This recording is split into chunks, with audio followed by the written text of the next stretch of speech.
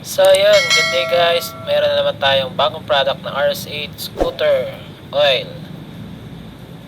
Yan yung pang change oil natin dito sa ating NMAX. So tara i-change oil na natin guys.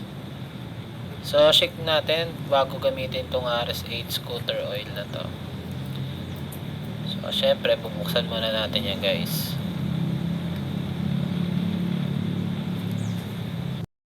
So ayun guys, ilagay na natin yung panel dito sa ating NMAX, tapos lagay na natin yung RS8 scooter oil. So dahan-dahan lang guys para hindi matapon yung oil natin.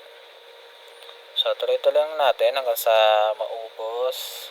So guys, hanggang 900 ml lang pala yung nilalagay ko dito sa aking NMAX. So ayan, tuloy-tuloy lang yun guys. Ang ganda ng quality ng oil ng RS8. Fully synthetic talaga. So ayun guys, natapos na natin ilagay yung 900 ml na RS80 scooter oil. So tatakpan naman natin ngayon tong volt ng oil dito sa ating NMAX.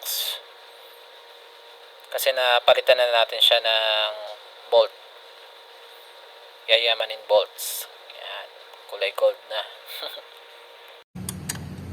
So ayun, tatanggalin din natin yung bolt dito sa ating gear oil. Papalitan din natin yung gear oil natin.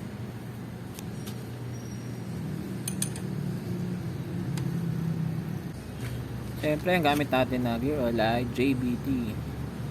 And shout out JBT Philippines. Ito yung gagamitin natin gear oil. Lagay na natin sa ating NMAX yung gear oil ni JBT. At sobrang ganda talaga nito sa scooter, tong gear oil ng JBT. Yan.